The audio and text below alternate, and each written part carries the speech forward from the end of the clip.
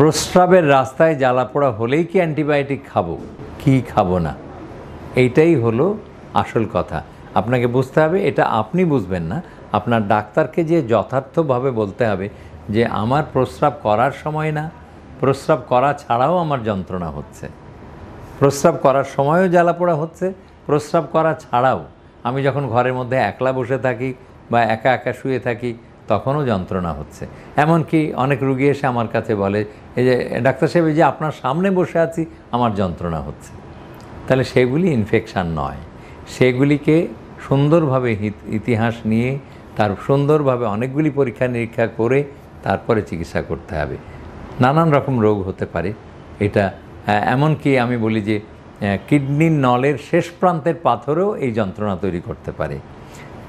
মানে প্রস্রাবের রাস্তার মাথা থেকে, পুরুষাঙ্গের মাথা থেকে শুরু করে কিডনির নলের শেষ প্রান্ত পর্যন্ত যে কোনো জায়গায় রোগ হলে পুরুষদের, আর মেয়েদের মানে ফ্যালোপিয়ান টিউব মানে ডিম্ববাহী নল থেকে শুরু করে ইউটেরাস মানে জরায়ু এবং জরায়ুমুখ এবং যোনিপথ এবং সেই সাথে সাথে প্রস্রাবের রাস্তা, এই সব এলাকার মধ্যে যে কোনো রোগ হলে এই সমস্যাগুলি প্রস্রাবের রাস্তায় জ্বালাপোড়া হচ্ছে বলে মনে হতে পারে।